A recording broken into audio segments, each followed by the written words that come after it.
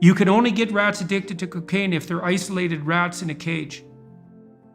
There's a slow system associated with achieving wins, even small wins. And that slow system is in the form of hormonal control that then translates to gene control. So two hormones in particular, testosterone and estrogen, which are present in both men and women, males and females, of course, but to varying degrees, are both secreted when the dopamine system is activated. This has to do with the relationship between dopaminergic neurons and the pituitary gland, which releases gonadotropins and luteinizing hormones, which then stimulate the testes and the ovaries, et cetera, to release the so-called sex steroid hormones.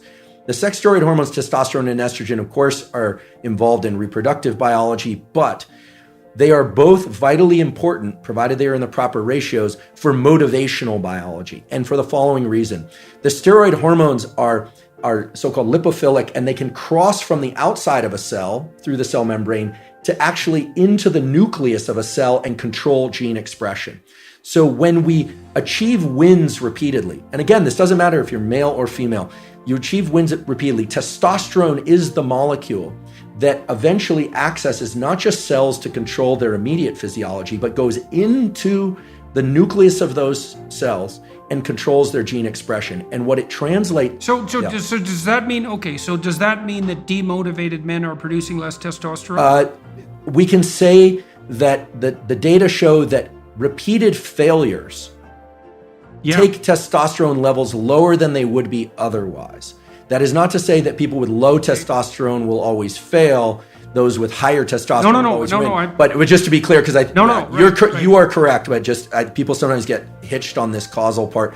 But indeed, one of the quickest ways to boost someone's testosterone is to have them achieve a win of some sort. Now, the win is translated... Well, one of the things you do in behavior therapy constantly is you help people calibrate the zone of proximal development. So imagine that's Vygotsky's term, right? And so if you're in the zone of proximal development, you're pushing your skill development one increment forward. And it's one that you can actually manage. And so if you see people who are entirely stymied, we're sort of back to the cup of coffee or the coffee cup example, you want to find something they can do locally this week that would constitute at least a micro win. And you just keep, and if you talk to someone, you say, well, why don't you try cleaning up your room? Because it's a complete catastrophic nightmare. It's a good place to start. And this is often the case with people who are really demoralized and whose life is utterly chaotic. And maybe they come back later and say, well, like I had one client, he just had a child, and he didn't want to mess up this child, but he was living at home. He was like 35 years old. He had a child out of wedlock by accident, but he didn't want to be a useless father, and he was very afraid he was going to be. And he had good reason to. Like, he still lived at home. He lived in his high school bedroom, and it was a complete bloody mess. He was living like a 12-year-old, a bad 12-year-old. And so I said, well, when was the last time that your carpet was vacuumed? And he said, well, sometimes my mother does it, but it's probably been months. I said, well, why don't you just bring the vacuum cleaner into the room and just vacuum your carpet. That'll be your task for this week. And I knew that was a bigger task than you might think, because he'd been in that room for like 18 years and it was a mess. And so cleaning it up at all was a big deal. He told me that he dragged that bloody vacuum cleaner into the doorway and left it 45 degrees across the doorway and then stepped over it for the whole week without actually using it. Oh my goodness. Yeah, resistance, that was resistance from a psychoanalytic perspective, because he saw the monster and was paralyzed. And so what we did was we reduced the task. I said, look, you've got some drawers in your bureau. They're probably a mess. Do you have a sock drawer? Yes. I said, clean up one half of the sock drawer this week. That's it, just organize it. So you just keep cutting the tasks down week by week until you find the threshold for positive movement forward. And then what's cool about that too is there's a Pareto principle issue associated with it. So if you can find out where the person can start, it isn't linear progress, it's exponential progress forward. And so even if they have to start at a micro level, it doesn't really matter, because they get much better at it very, very rapidly as they accrue successes.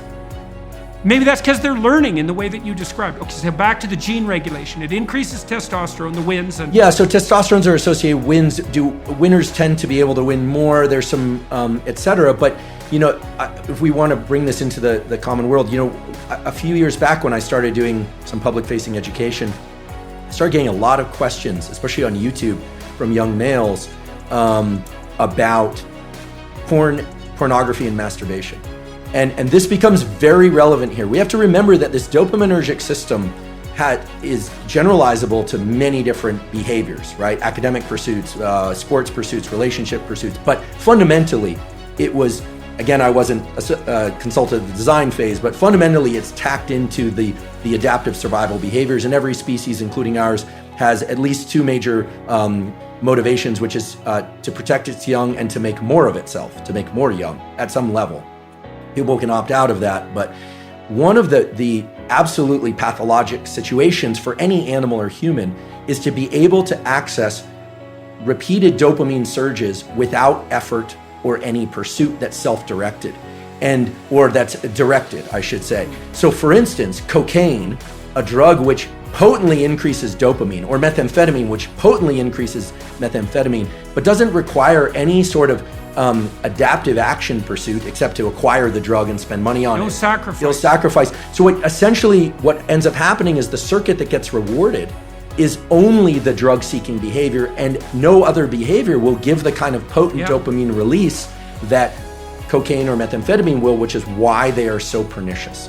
Now, likewise, right. I'm not... Well, plus they have that powerful reinforcing effect, right? So not only do you get that kick, but what's reinforced by the dopamine release is the behaviors that were particularly right prior to the ingestion. And if all that is the drug-taking behavior, that's all that develops. That's right. You build that monster inside your head. That's right. So I can see where you're going on the pornography. Right. So I was starting to get a lot of questions. I was kind of surprised. I thought, well, I'm male, and maybe that's why they feel comfortable asking. But people were saying, we're asking about pornography, and they were asking, I realized we want to.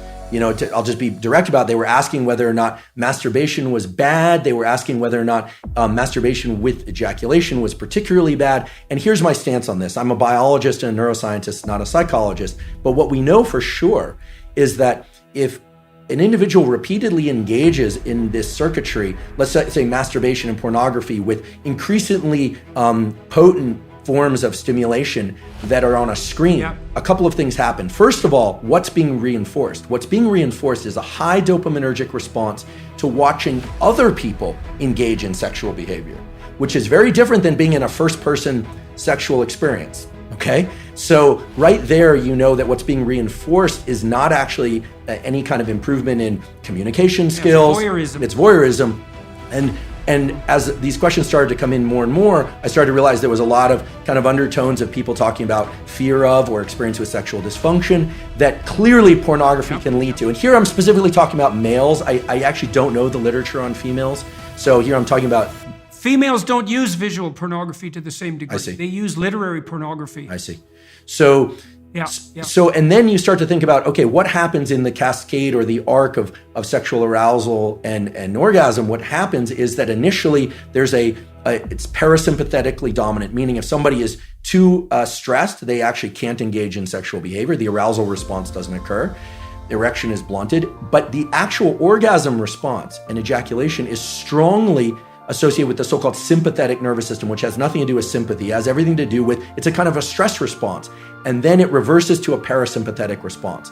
And a hormone called prolactin increases dramatically after ejaculation in males. What does that do? That blunts dopamine release and testosterone for a very long period of time, which makes sense if pair bonding and sort of, in our species anywhere, there's this idea that then other molecules would be exchanged with partners, pair bonding, potential for raising mates, etc. Without getting into a huge discussion about that, the point is this. Masturbation and pornography are potently tapping into the dopamine system and can undermine the very processes of which I consider healthy processes of finding a mate, dating, communication, eventually, if it's appropriate, sexual interaction, etc. Like it's undermining pair bonding. And pair bonding. So here's a question: if you're seeking sexual release through pornography and you go through the whole cycle and you get a prolactin release, do you bond with yourself? So this is very interesting. The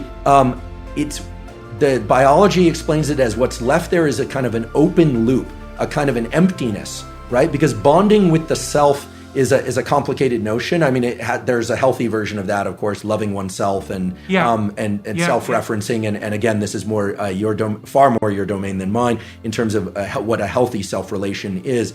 But in the absence of a real partner there, absence of real sexual partner, there's an open loop of neurochemicals, including oxytocin and prolactin. The dopamine, remember, dopamine goes up during pursuit, anticipation, then peaks and then crashes below baseline after orgasm and ejaculation. So this kind of low that people fear is putting them into an amotivated state.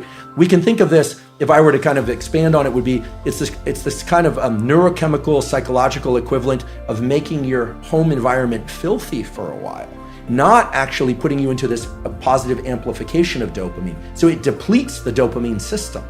And it's likewise in drugs of abuse and addiction, it eventually depletes the dopamine system. Initially, there's a huge dopamine surge with drugs of abuse like methamphetamine and cocaine. But over time, people are using more and more to achieve what is not such a great high. You even see this a little bit with kind of consumption of energy drinks.